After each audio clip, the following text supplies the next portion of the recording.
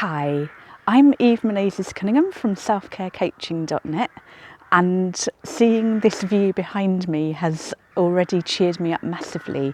I wasn't going to record anything today because I've been feeling a bit sorry for myself and normally don't, but I thought I would just in case it's helpful. Today's blog is all about self-care when you're in pain, and I have had a chronic pain condition, well, most of my adult life, but it's mostly very manageable thanks to all the measures I take, the way I've changed my life around it, all the rest of it. And also I'm only affected a very short amount of time. It's not like every day anymore.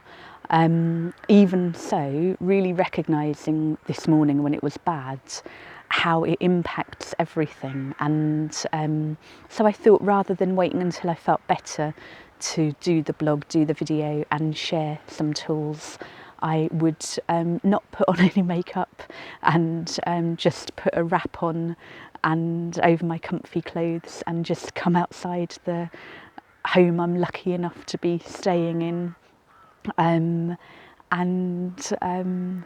share some tips. And as always, I would love to hear from you.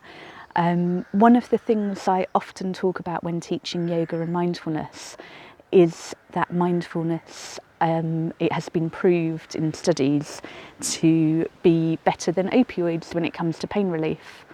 And I think that's wonderful for people who can manage that.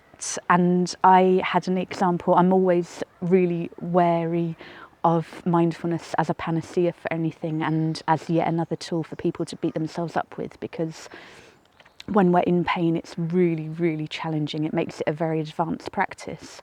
But the more we practice when we're well, when things are good, when we're not anxious, depressed, stressed, in physical pain, whatever it might be, triggered, the easier it is then when we are in pain. And this morning and this afternoon I used it as an opportunity, and I really noticed myself, as I often do, that it was a real challenge. And I thought, well, okay, and dosed up on more painkillers, and the benefit of both meant that I was able to really connect with the pain and be present, and hopefully I'll be able to transform it and all the rest of it.